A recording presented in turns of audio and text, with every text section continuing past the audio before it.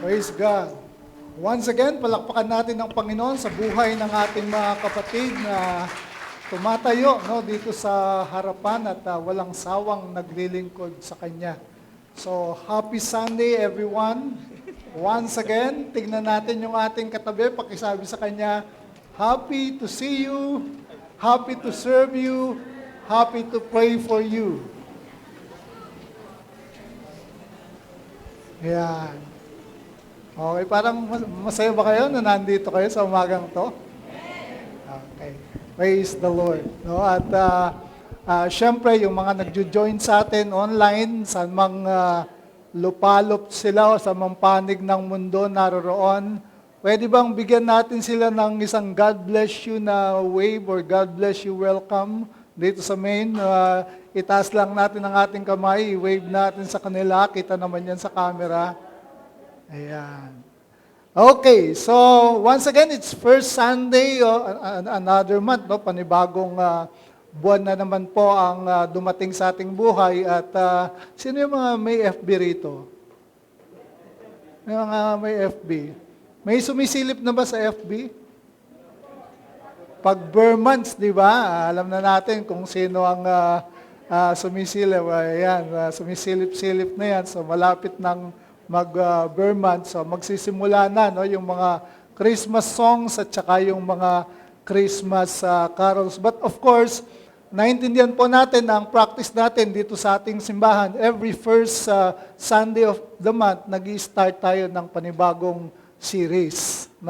And it's always been my prayer, mga kapatid, na ito pong mga series na ito ay nakakatulong dun sa ating buhay spiritual. We make it sure na sa isang buwan, merong isang topic, merong isang theme na pinag-aaralan tayo or isang subject sa Bible para talagang nasusundan natin siya at nafa-familiarize tayo dun sa subject na yon, dun sa Bible. So, we'll be starting a brand new series, pero bago ko banggitin yung title ng ating series, how many of you, sino po sa inyo, okay, pakisundan lang yung pindot ko dun sa ano. How many of you, when you hear the word church, what comes to your mind? Kapag narinig natin yung salitang iglesia or simbahan, ano yung unang-unang picture na dumarating dun sa ating isipan? Okay. Meron ba? Usually, when we hear the word church, ang unang-unang picture na dumarating dun sa ating simbahan ay isang gusali, isang malaking gusali, na on the top of it, merong malaking cross. Tama? So, that's why sinasabi natin na, mag-church ako this Sunday. Ang ibig mong sabihin, pupunta ka dun sa isang building, wala namang problema doon. Pero ang stereotype, pag sinabi nating church, ang unang-unang naiisip natin ay building with a cross on the top, tapos maraming mga pews or mga silya. Yun ba yung naiisip ninyo? Usually, ganun ang naiisip natin when we hear the word church. Sa iba naman, siguro kapag sinabing church, ang naisip nila isang particular religion or denomination, like Catholic Church, di ba? O kaya ay Baptist Church, Lutheran Church, at kung ano-ano pang mga mainline denomination or religion.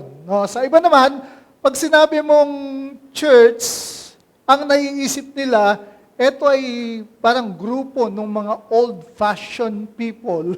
Okay, pag sinabi mong church, gano'n, parang old-fashioned people, di ba? With a load of parang do's and don'ts. Pag sinabi mong church, ano yan? Parang mga manang yan, mga manong na mga old-fashioned. Tapos ang daming mga bawal sa kanila. Bawal ganito, di ba? Bawal mahaba buhok, bawal may hikaw, ang daming bawal. Okay, sino sa inyo, gano'n ang naisip pag sinabi mong church? Mga ano yan, mga old-fashioned people. Yung iba naman siguro, pag binanggit yung salitang church, ang naiisip nila ay yung mga boring people, mga judgmental people. No? So, iba-iba yung pananaw natin or iba-iba yung ating naisip kapag narinig natin yung salitang simbahan. Pero what about you dito sa Pillar Church Family? When you hear the word church, ano yung naiisip ninyo? Pwedeng share mo dun sa katabi mo kung ano yung naiisip mo. Kapag sinabi mong church, ano yung what comes to your mind? Okay? Family? Okay yun, di ba? Sa pag sinabi mong church, ang naisip mo kagad is church family. So kapag sinabi mong pamilya, ano yung mga next na, mga susunod na bagay na maiisip mo kapag pamilya? Siyempre, kapag sinabing pamilya, sigurado merong pag-aawayan yan. Nagbabati rin naman. Okay? Sa pamilya, hindi naman nawawala yung away, di ba? Sabi nga nila, yung dila at saka yung, anong tawag dito, yung ngipin, mula nung ipanganak ka, magkasama na yan, pero from time to time, nakakagat pa rin ng ngipin, yung dila. Okay? So, okay lang na minsan ay nagkakaroon ng away. Okay? Basta't wag lang laging or nananatiling magkaaway. At least, nagbabati naman. We cannot agree on all things. But we can agree to disagree. Parang respeto lang, di ba? So, pamilya, merong pagmamahalan. Minsan may awayan, pero nagbabati rin. Of course, merong pagtutulungan, pagdadamayan. Kapag may problema yung isa, anong ginagawa natin? Tinatapak-tapakan natin. Hindi, di ba? Dinadamayan natin yan. Tingnan mo yung katabi mo kung mukhang may problema ba yan na kailangan damayan. Kailangan mo ng pera. Okay. Kailangan mo, bigyan kita. Ito, may 100 ako rito. Okay. Pero, here's my question. Parang $1 cent question. No? Here's my question, mga kapatid. Bakit kapag narinig natin or narinig ng maraming tao yung word na church, negative kagad yung description? Bakit mas marami yung negative description about the church kaysa positive remarks? Tingin ninyo. Bakit kapag sinabi mong church, yun nga yung naiisip nila? Bunch of parang boring judgmental people. Bakit kapag sinabi mong church, ang naiisip ng mga tao, mga old-fashioned people na ang daming mga bawal, mga do's and don'ts. In fact, may nakita akong survey, mga kapatid, na ito ay yung Barna Group. Itong Barna Group na to, it's a Christian organization na nagkakandak ng mga survey, nagkakandak ng mga research about the church, about culture, and all. Church growth, everything about the church. No? At etong Barna Group na to, dun sa kanilang survey, ito yung ginawa nila. No? So nag-survey daw sila ng 440 church outsiders and 305 regular church goers. So dalawang klase. The church and the unchurched, believers and non-believers. All between the ages of 16 and nasa 26. No? So the survey, sabi niya, consisted of a simple setup. Could present-day Christianity be described as blank? No? The survey takers then supplied a list of common stereotypes, okay, about Christians, to which participants could give a yes or no response, and the results were disquieting. So, eto yung list, dun sa survey, sabi niya, could present-day Christianity be described as, okay, tignan natin. Could present-day Christianity be described as judgmental? So pag sinabi mong church ba, ang nandyan, ang mga Christian na nandyan ay mga judgmental people, mga outsiders or unchurched, non-church people, 87% ang nagsabi ng yes. Okay lang sana yun, maintindihan mo kasi outsiders, di ba? Pero churchgoers, mahigit kalahati. Mga Christians mismo ang parang naniniwala na maraming Christians or pag sinabi mong church, maraming mga judgmental people. Kasi 52%. Di ba? So parang medyo, alam mo yun, off, di ba? Yung tingin ng maraming Kristiyano dun sa kanilang mismong mga kapwa Kristiyano. Next.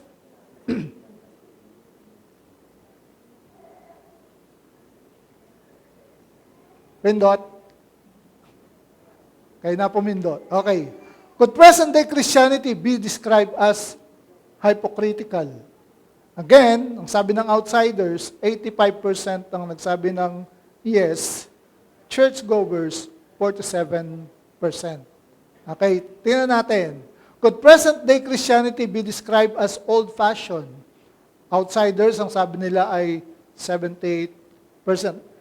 Medyo medyo negative talaga yung mindset, yung pagtanaw o yung paningin ng mga unchurched people dun sa church. Churchgoers, medyo mataas pa rin. 36%. Next, could present-day Christianity be described as too involved in politics? Parang kailan lang, di ba? May mga na-divide ang church, di ba? So, minsan ganun yung ating loyalty after ng election may nanalo na hindi pa rin makapag-move on. Ewan ko kung yung mga dating mga magkaaway ay mga Kristiyanong nag-away-away because of politics ay magkabati na ngayon. Pero ang iba parang nag-iwalay, di ba? Sabi ng outsider, 75% yes, churchgoers kalahati, 50%.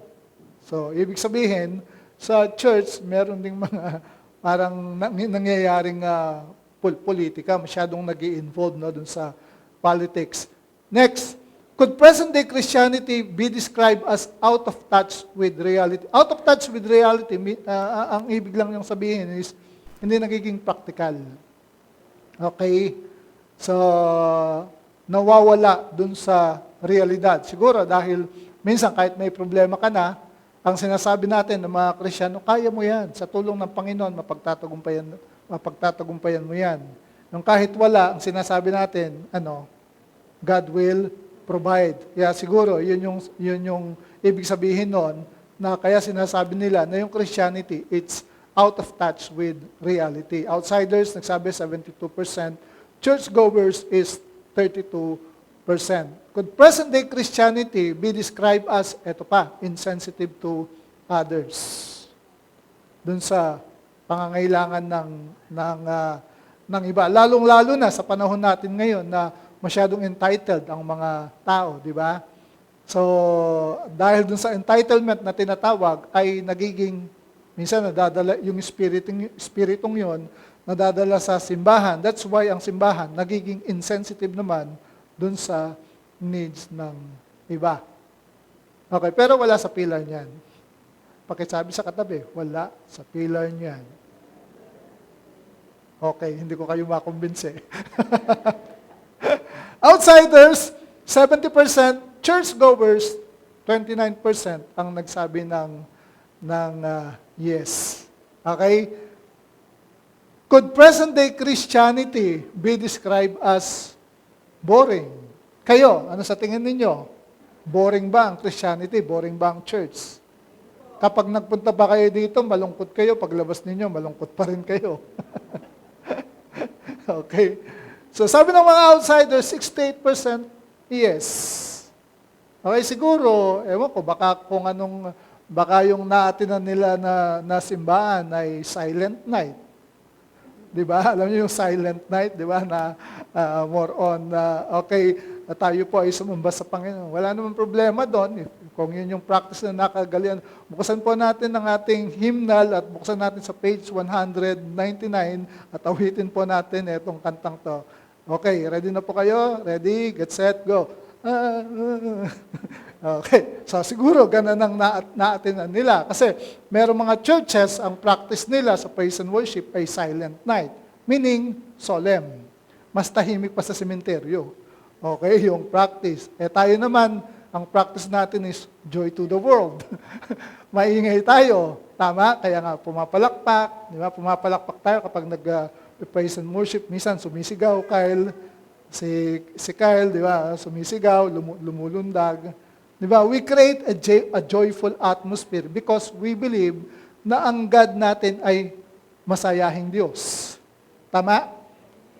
Pinaniniwalaan ba natin yon na ang Diyos ay masayahing Diyos? Ba't ka malungkot? Di ba? Joy to the world tayo. So, kaya siguro ganun ang, meron pa rin mga church goers, ang sabi nila na yung Christianity or ang church, ito ay boring. Diba? Malungkot ka na nga sa bahay mo, tapos pupunta ka sa simbahan, malungkot pa rin ang atmosphere. Ano pinakaiba? So what difference, ano yung pagkakaiba na nagagawa ng simbahan dun sa buhay mo. So kung wala naman, might as well, I'll not go back to the church. Pupunta na lang ako sa mundo. Party-party, masaya dito, di ba? Okay? Masaya dito, merong inuman, di ba? May sayawan. Sa atin masaya rin naman. Wala lang inuman ng alak. Ang iniinom natin dito, kape. Okay? Kape-kape lang ang iniinom natin. Pwede rin sumayaw, pwedeng kumanta sa Panginoon. Next, present-day Christianity be described as not accepting of other faiths. Naintindihan natin, no, kung yung other faiths na binabanggit dyan are yung mga cultic, yung mga alam natin na iba yung paniniwala dun sa mga major yung meron tayong mga major doctrines na pinaniniwalaan. Diba? That we believe in the Trinity, Father, Son, and Holy Spirit co-equal with God. Naniniwala tayo ng ating Panginoong Jesucristo ay Diyos at siya ay nagkatawang tao para iligtas ang sanglibutan. Ngayon, kung sasabihin ng ibang faith na si Kristo ay tao lang at hindi siya Diyos, siyempre, merong exclusivity doon. Pero yung kapareho mong Christian, as in evangelical Christian, born-again Christian, and then parang kayo-kayo, kami-kami, then hindi nga natin tinatanggap yung isa't isa. Okay, I do hope na hindi ganun sa atin. So, merong ibang mga kapatid sa pananampalataya na kapareho dun sa ibang mga practice, mga minor practices, nagkakaiba, like silent night, tsaka joy to the world. But still, no, yung kanilang form of salvation is believing in Jesus Christ by faith, by grace through faith. Yung pagtanggap kay Kristo, no, bilang Panginoon at tagapagligtas sa pamagitan ng biyaya at pananampalataya. So, iisa lang yun. Whether it's Baptist or Methodist or Lutherans, meron lang mga minor practices or doctrines na nagkakaiba. Pero still, yan ay mga kapatid pa rin natin sa Panginoon. So, outsiders, 64% yes, churchgoers, 39% ang nagsabi ng yes. Medyo mataas pa rin, no? And lastly, could present-day Christianity be described as confusing? Outsiders, bumanggit ng 61% yes. Churchgoers, 44% yes. Kaya minsan nagiging confusing. Meron kasing yung interpretation dun sa mga passages, ilang mga passage or yung mga citas dun sa Bible na medyo nagkakaiba. Pero the gospel is simple. Amen? Yung message of salvation, it's very simple. Christ died for us to redeem us, no, para tubusin tayo dun sa ating mga kasalanan at sa pamagitan ng pananampalataya sa Kanya, tumatanggap tayo ng kaligtasan, buhay na walang hanggan, at tayo ay nagiging kabahagi dun sa pamilya ng Diyos. Okay? So, ano yung napansin ninyo dun sa survey? Di ba, karamihan, ang tingin, ang remarks ng mga unchurched and even the church people, negative. So pag binanggit mong church, medyo negative yung description o yung mindset. So yun yung challenge sa atin ngayon na paano natin ipipresent ang church in a positive way. Na mas mataas yung percentage, na mas magiging positibo ang pananaw ng mga unchurched people dun sa church people. Okay? Kasi kapag positibo, nakita nila na positive yung pananaw natin as a church, ang tendency is we will magnetize them to Jesus. Ma-attract natin sila na lumapit sa ating Panginoong Jesucristo. Tama pa ba yan? Pero, syempre, kung nakikita ng outside world na yung church mismo na nagsasabing church sila at family of God sila at merong love, merong pag-ibig dun sa isa't isa, tapos makikita na nag-aaway-away, ano mangyayari? They will be parang hindi natin sila ma-attract sa ating Panginoon. So, ito pa yung medyo ikinalungkot ko no, dito sa survey na to. Sabi niya, doon sa mga sinurvey na ilan sila? How many unchurched people? 440 church outsiders. Doon sa 440 na yon, sabi 84% of church outsiders surveyed said they have a personal relationship with a Christian. Etong 84% na to, somehow connected sila sa isang Kristiyano. Maaaring meron silang kaibigan na professing Christian. O yung pamilya nila, kamag-anak, or kung sino man, Christian. Okay? Ito yung medyo nakakalungkot. Sabi doon, of this, sabi niya, only 15% nung 84. Ilan yung natira? About 69%. Di ba? 69%. Only 15% notice any difference in that Christian's lifestyle. Biruin mo yon. Doon sa 84% na yon ng mga church outsiders na merong relationship sa isang Christian, sinasabi nila, parang wala naman akong makitang, alam mo yon, wala akong makitang pinagkaiba. No? So it's a sad truth. Kaya medyo mako-question ka, yun nga ba ang disenyo ng Panginoon dun sa church?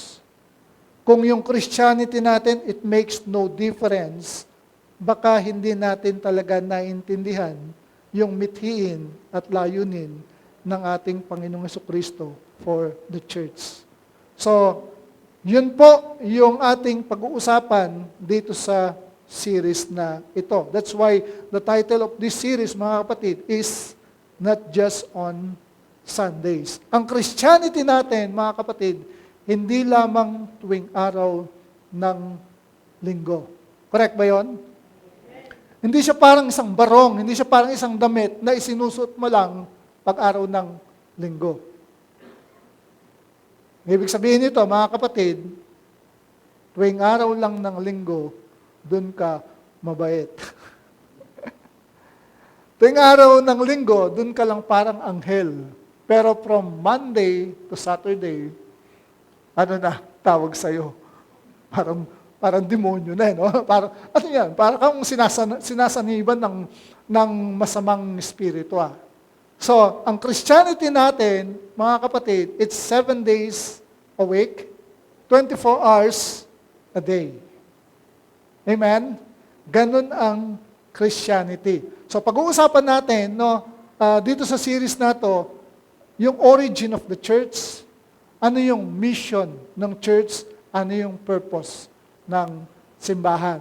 So, today, mga kapatid, ang pag-uusapan natin, it's about the birth of the church. Paano ba nagsimula ang Christianity? Bakit ang tawag natin dito ay church? Okay, so let's look at our scripture for today Acts chapter 2, verse 1 hanggang 11. Please do stand, no, at babasahin po natin itong scripture na to. We will be reading from the NLT translation of the Bible. Verse 1, sabay-sabay po nating basahin. On the day of Pentecost, all the believers were meeting together in one place. Suddenly, there was a sound from heaven like the roaring of a mighty windstorm, and it filled the house where they were sitting. Then what looked like flames or tongues of fire appeared and settled on each of them. And everyone present was filled with the Holy Spirit and began speaking in other languages as the Holy Spirit gave them this ability. Verse 5, at that time, there were devout Jews from every nation living in Jerusalem. When they heard the loud noise, everyone came running, and they were bewildered to hear their own languages being spoken by the believers. They were completely amazed. How can this be? They exclaimed. These people are all from Galilee, and yet we hear them speaking in our own native languages. Here we are, Parthians, Medes, Elamites, people from Mesopotamia, Judea, Cappadocia, Pontus, the province of Asia, Phrygia, Pamphylia, Egypt, and the areas of Libya around Cyrene, visitors from Rome, both Jews and converts to Judaism, Cretans and Arabs, and we all hear these people speaking in our own languages about the wonderful things God has done. The day of Pentecost, 50 days after po na mamatay ang ating Panginoong Jesucristo at mag-resurrect from the dead nung mangyari itong momentous event na to dun sa history. Tayo po ay manalangin, Panginoon. Maraming salamat po sa umagang ito. Once again, O Lord, we thank you for the revelation knowledge coming through your word. Today, Father, we ask that you would give us wisdom and understanding by your Holy Spirit so that we can align our ways, Father, to your ways. This is our prayer in Jesus' name. And everyone say, Amen and Amen. Please be seated. Prior po, no, dito sa momentous event na to na binasa natin dito sa Acts chapter 2, nagbigay ang Panginoon ng dalawang importanteng promise, pangako. Okay, sino sa inyo mahilig mangako? Na hindi nyo naman tinutupad ang inyong pangako. Meron ba dito? Okay. Oo nga yun ang problema nangako ka tapos sasabihin, di ba pangako mo sa akin yun? Ba? Sobra ka. Pinangakuan ka na nga, gusto mo, tutuparin pa. Okay? Parang sobra-sobra na yun no? Okay. Pero dito, mga kapatid, no, ang Panginoong Jesucristo, before ito na mangyari, meron siyang dalawang important promise.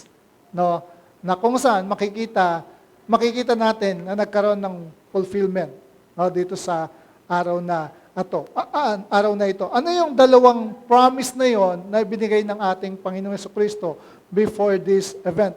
First of all, ay yung the founding of the church, yung building of the church. Yung church, mga kapatid, it's not parang hindi siya idea ng sino mang tao. Alright? Hindi mo pwedeng sabihin na, Larry, na magtatayo ako ng church.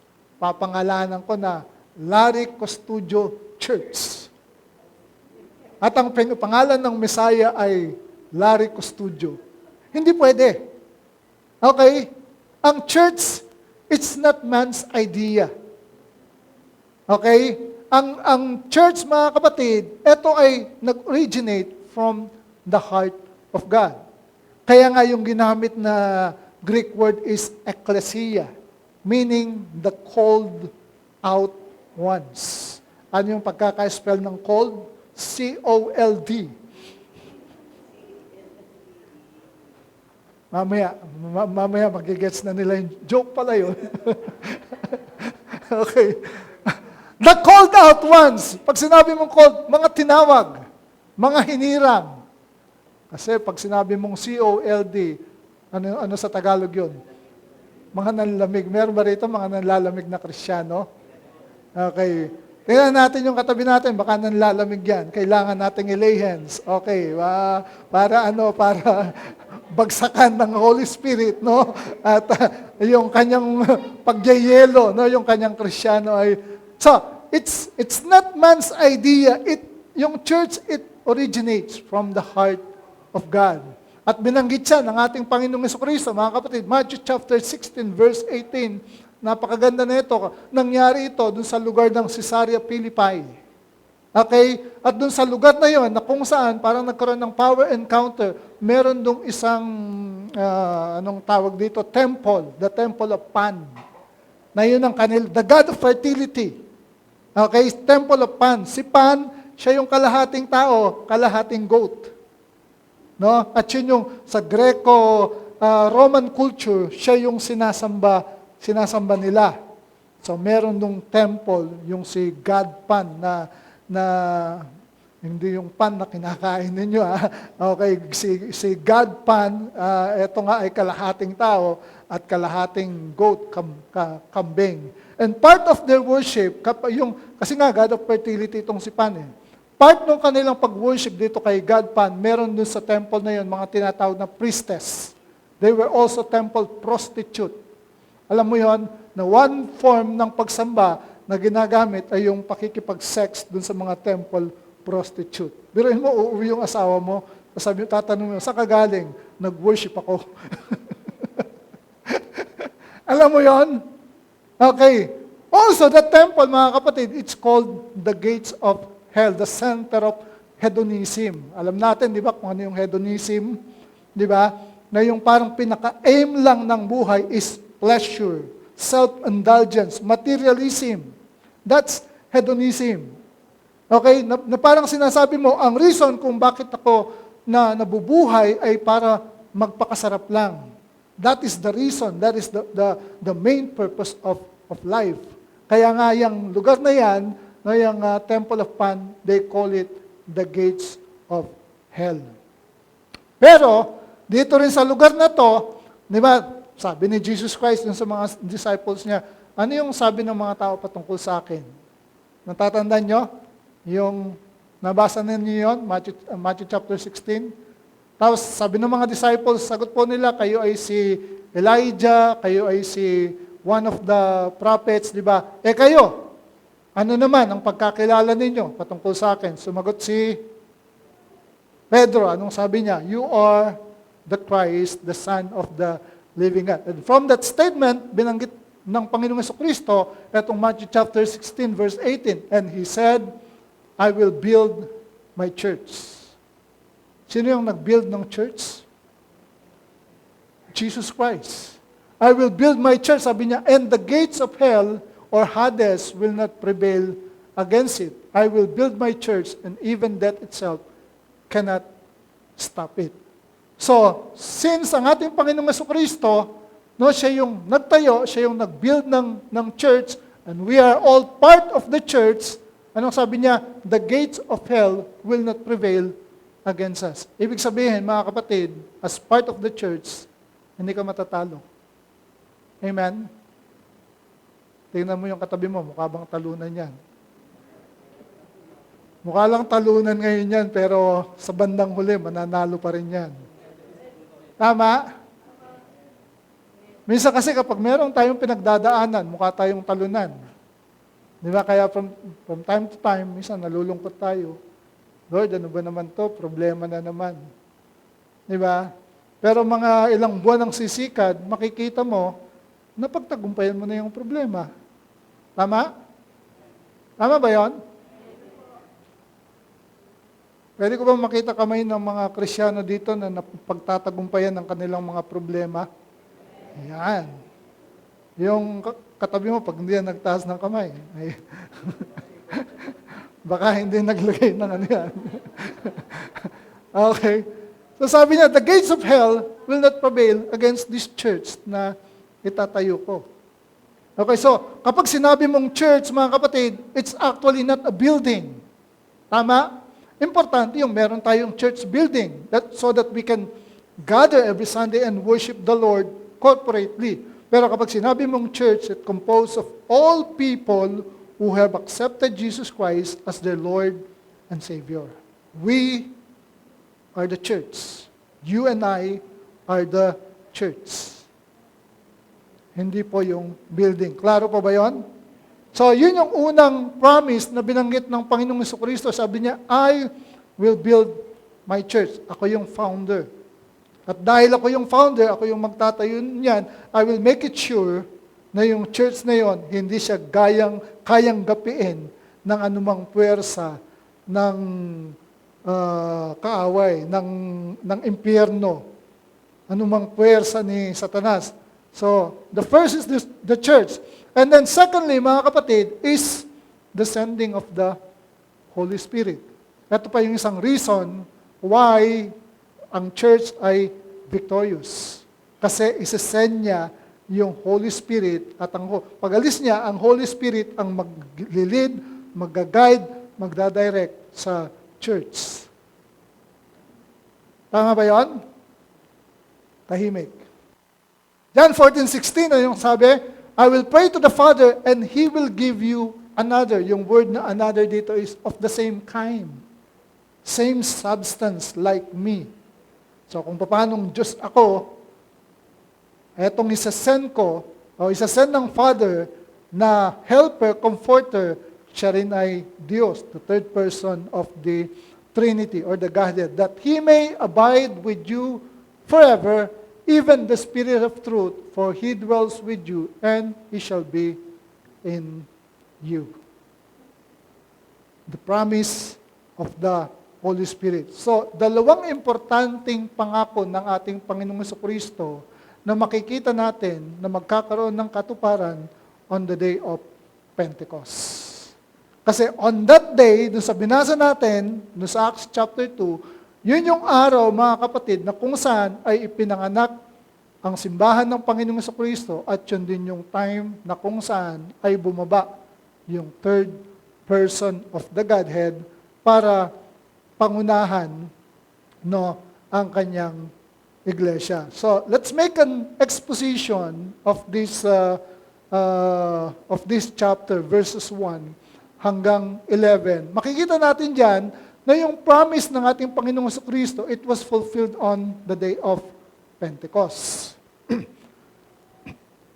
Pinag-usapan na natin, dun sa ating one of our series, yung Feast of Pentecost.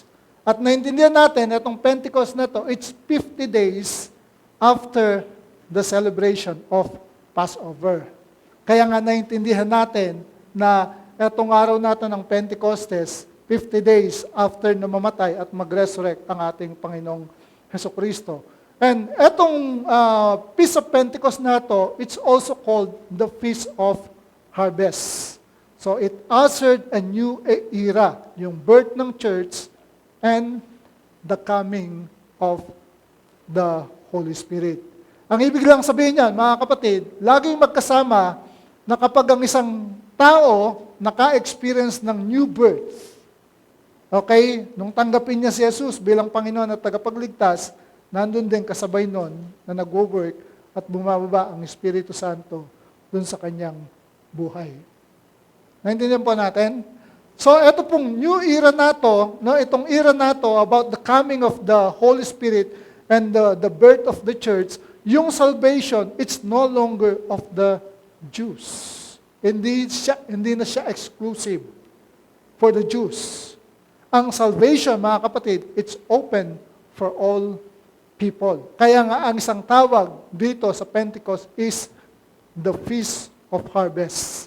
The birth of the church and the coming of the Holy Spirit, inasar niya yung era na kung saan magkakaroon ng harvest of people who will be receiving Jesus Christ as their Lord and Savior at magkakaroon ng isang group of people na kung saan they will be called the sons of the living God. Amen? That is the purpose of the coming of the Holy Spirit. Kaya kung iniisip ng maraming Kristiyano at iniisip ninyo na yung pagdating ng Holy Spirit ay para lamang dun sa feel good, makaramdam ka ng parang goosebumps or speaking in tongues, nagkakamali ka. Kasi the coming of the Holy Spirit, ang purpose niyan is world evangelization. Amen po? Kaya dumating ang Espiritu Santo para maraming mga tao ang tumanggap, maligtas, no, at makakilala sa ating Panginoong Hesukristo. Itong Day of Pentecost na ito, mga kapatid, it was no longer duplicated. No, after niyang mangyari, hindi na siya nangyari ulit. If you would notice, merong mga group of people na ang tawag sa kanila ay mga Pentecostal. Nakarinig na kayo ng ganon?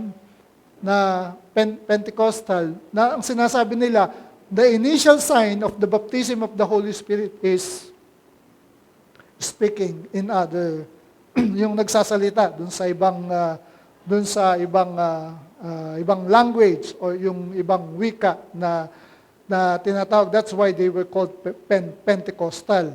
So parang magkaiba yung new birth, yung pagtanggap kay Jesus, and then yung pag-receive ng Holy Spirit. Pero dito ay pinapakita na yung new birth kapag naka-experience, no, ang isang tao ng new birth, then kasabay po noon yung pagbaba or pag-immerse ng Holy Spirit dun sa kanyang buhay, no. Hindi natin masyadong pag-uusapan yung subject about speaking in other tongues. That's a different topic, no. Pero gusto kong makita ninyo sa umagang ito na it's the same, parang instantaneous, no, yung experience ng new birth at saka yung coming of the Holy Spirit, no. So kapag tinignan natin, mga kapatid, no, na etong coming of the Holy Spirit and the new birth, ano ibig sabihin nito? Ano yung pinapakita nito dun sa ating buhay? The application of this, ang application po niyan, okay, pinapakita lang, no, the moment a person believes and accepts Jesus Christ through the gospel message, the Holy Spirit comes and baptizes, place the person into God's family or God's household, the church, the body of Christ.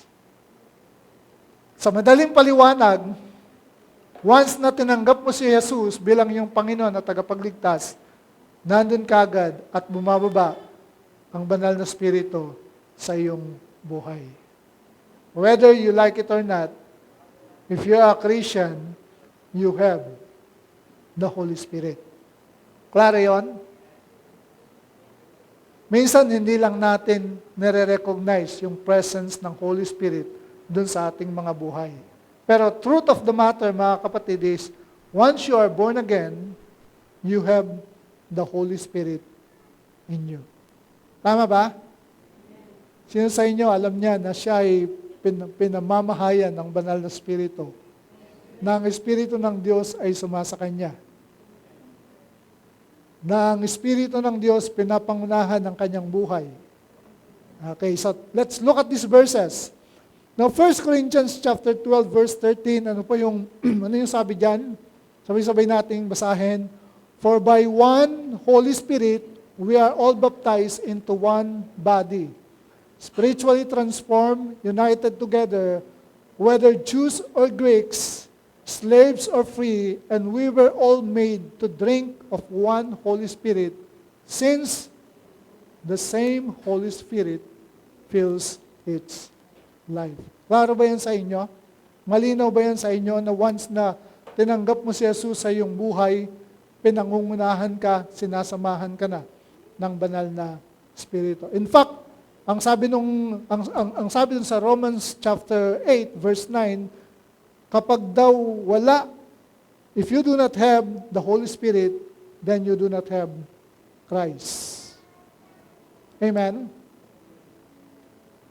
Kung wala ang Espiritu, wala rin si Kristo sa buhay mo. Hindi yun pwedeng paghiwalayin. Kaya nga sabi ni Jesus Christ, I will give to you another helper. The same substance. So kapag iniisip natin to, mga kapatid, oo nga, no? ang Holy Spirit pala ay kasama ko at sumasa akin. Kapag na-realize natin yon na yung third person of the Godhead ay kasama natin sa ating buhay, no problem can defeat us.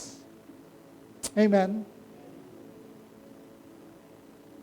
So, kung ang magiging practice lang natin ay magkakaroon tayo ng consciousness about the presence of the Spirit of God, mas magiging matahimik, mas magiging mapayapa, mas magiging matagumpay ang ating mga buhay. It's like this. Kaya pwedeng umakit ka dito sa stage. I'm a Christian. Okay? Parang ano lang, illustration. I'm a Christian. Kyle is the Holy Spirit. Okay? Symbolism lang. So, Kristiyano ako, tingnan nyo si Kyle, siya yung Holy Spirit. So, nakikita ba natin ang Holy Spirit? Okay. Nakikita natin ngayon in the person of Kyle. Ang sabi ng Bible, He's with me. Kasama ko siya. Di ba? So, anong sasabihin mo sa akin, Kyle? Punta tayo doon. So, susunod lang ako sa kanya, di ba? So, doon naman. Di ba? He's with me. In fact, hindi lang with me. Ang sabi, in me. Kasi, yung with me, pwede ko siyang iwan eh. Divorce muna tayo ngayon, Holy Spirit. Iinom muna ako ngayon. Walwal muna ako today. Di ba? Pero hindi eh. The Holy Spirit is not just with me. He's in me. So, ibig sabihin, lagi ko siyang kasama. Kahit nga minsan, pinipilit mo siyang iwanan, pero nandun pa rin siya. Tama? Meron man nagpapaalala sa inyo kapag medyo nagwawalwal kayo? Anak, medyo over na yan. Di ba? Medyo konting magpakahinahon ka. Anak, huwag mong ibigay lahat. Huwag ka masyadong bibigay. May nagpapaalala. Because the Holy Spirit is not just with me, but He is also in me. Lagi ko siyang kasama. So if we understand this truth about the presence of the Holy Spirit, you will not live your life, you will not live your Christianity na solo lang. Di ba? Na pinipilit mong magpakabait, pinipilit mong magpakabanal, pero dahil wala kang kapangyarihan, wala kang kakayanan, hindi mo kaya. You will just be frustrated. Tama? But if you understood, mga kapatid, na, teka, the Holy Spirit is with me. The Holy Spirit is in me. Siya yung aking helper, comfort. Holy Spirit, tulungan mo naman ako, nabuhatin natin to. Masyadong mabigat para sa akin. Kung ako lang bubuhat nito, baka hindi ko mabuhat. Tama? Mabigat eh. Right? Merong mga problema sa buhay natin, hindi natin kayang buhatin. But since the Holy Spirit is with us and in us, anong gagawin niya? Mas magaan ba para sa iyo ang pagbuhat? Pwede mo nga sabihin, pwede bang ikaw na magbuhat, Holy Spirit? Amen? Nagets nyo? Nagets nyo yung point? I'm explaining it to you in a simple way na madali nating maintindihan so that we will be aware na, teka, yung Christianity ko, it's not all by myself. Naalala niyo yung kanta, All by Myself? All by myself, wanna live. Diba? So, sarili mo lang. Kaya, ano nangyayari? Hirap na hirap ka. Nag-i-struggle ka dun sa Christianity mo. Na-frustrate ka. Born again pa ba ako? Diba? Minsan ganun ang tanong natin eh. Born again pa ba ako, Lord? Bakit parang hindi naman? Why? Kasi you are living your life nung sa sarili mo lang. Amen? Pero ngayon, naintindihan mo, balik ulit, the Holy Spirit is with us and in us. Nagets pa ninyo? Palakpakan natin si Lord, palakpakan natin si Kyle. Thank you, Kyle. Simple. Kung genuine, kung authentic ang iyong Christianity, ang iyong church, mas magiging magaan ang buhay Kristiyano. Although sinasabi ng Bible na in the world, you will have tribulation, but because nandiyan ang Holy Spirit, our helper, mas nagiging madali, mas nagiging magaan. You cannot separate the Holy Spirit from your Christianity. Amen? Nasa sa atin na ang Holy Spirit. Pag-aralan lang natin how to live with the guidance, direction, leading of the Holy Spirit. Kasi ang Holy Spirit naman, sino sa inyo, naintindihan niya, kahit born again na siya, meron pa rin siyang free will. Di ba? Hindi naman tinatanggal ng Diyos ang free will natin eh. Nandyan pa rin ang free will mo. Binigyan ka niya ng kapangyarihan na magpasya. Free will. Ngayon, as a Christian, kung gagamitin mo yung free will mo to do what? God's will, doon napapabuti ang buhay mo. Pero nandyan nga ang Holy Spirit sa iyo. Pero sasabihin mo, ayaw mo pa rin surrender. Yung mga areas dun sa buhay mo, hindi ka pakikialaman ng Spirit. Okay?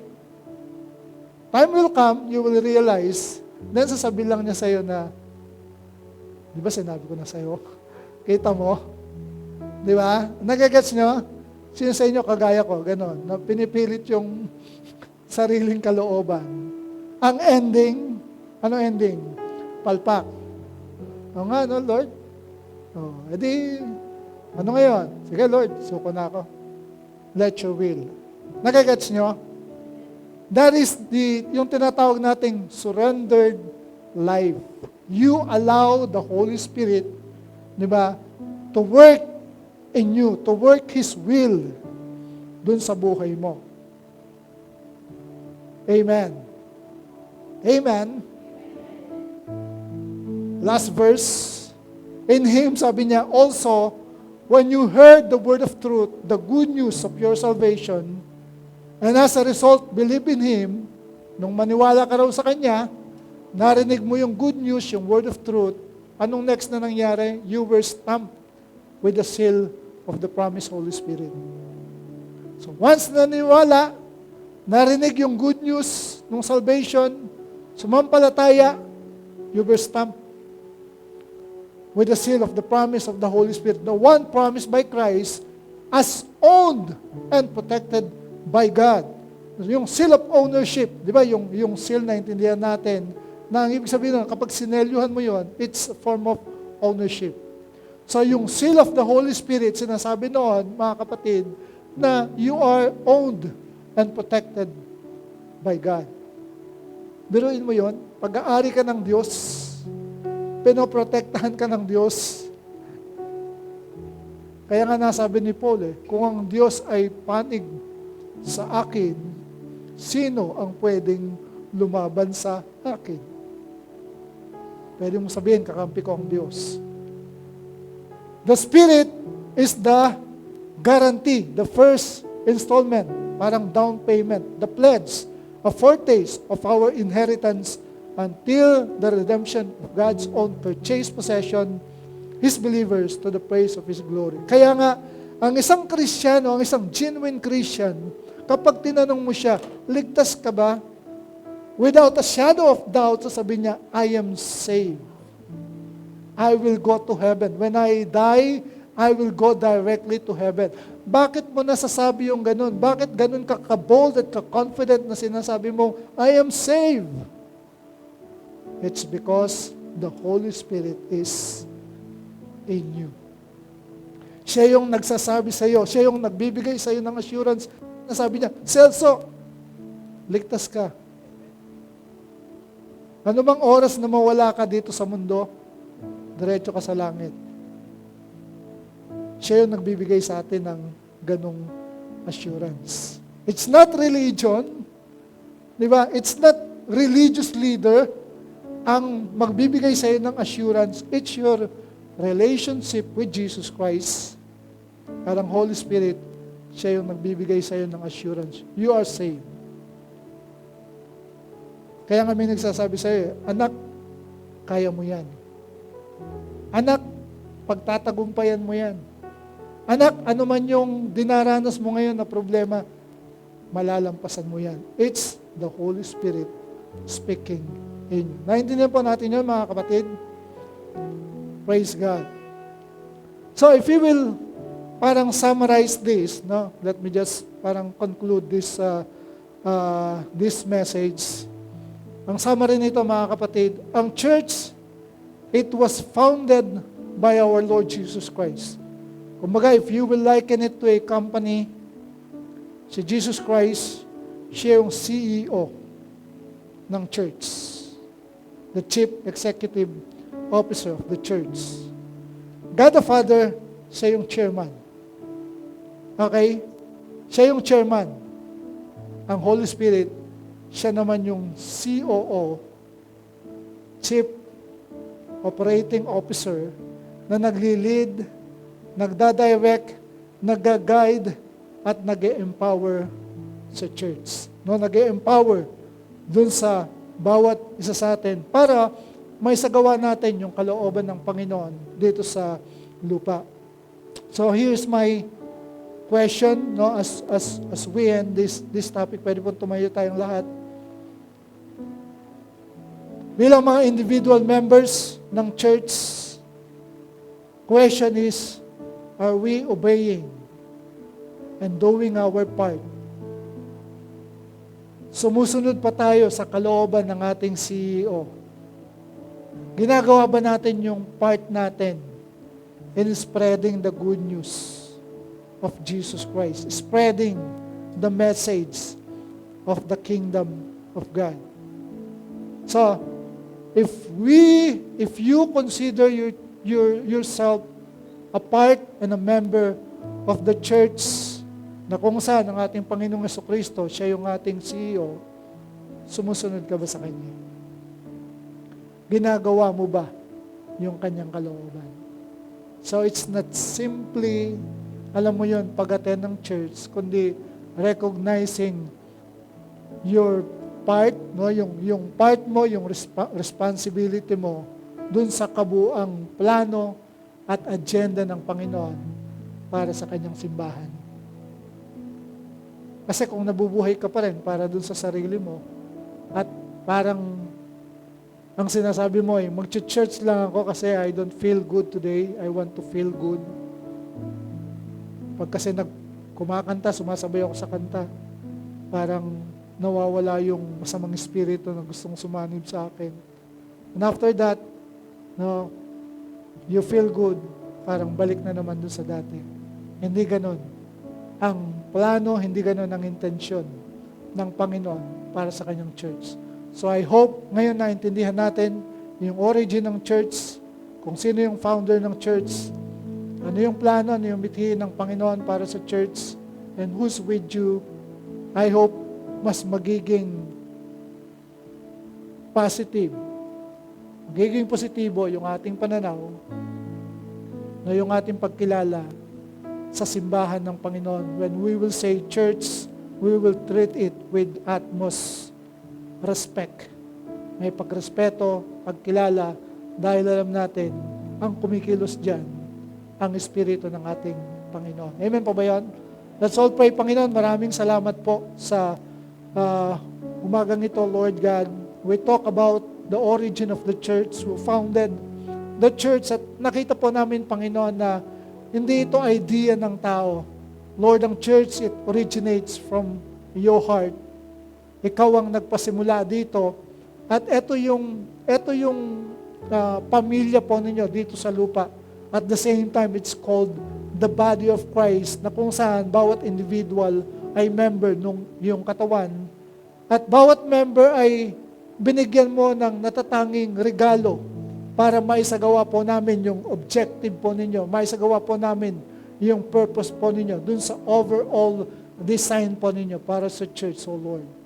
God, as we consider ourselves part of the church, Lord, magkaroon din po kami ng commitment na gawin yung aming part, Lord God, to spread the good news, Lord, at mag-create ng magandang vibe dun sa mga unchurched, nang sa gayon, they will be attracted to you, our Lord Jesus Christ. Maraming salamat po. Nas one family, Lord God, ito po yung aming magiging agenda, ito po yung aming magiging motivation, at ito po ang aming magiging mission. Maraming pong salamat for blessing us today with your word. In Jesus' name we pray. Everyone say, Amen, Amen. Palakpakan natin si Lord. At syempre pa, every first Sunday, we remember, inaalala natin yung ginawa ng ating Panginoong Jesucristo doon sa krus ng Kalbaryo. That's why we take communion.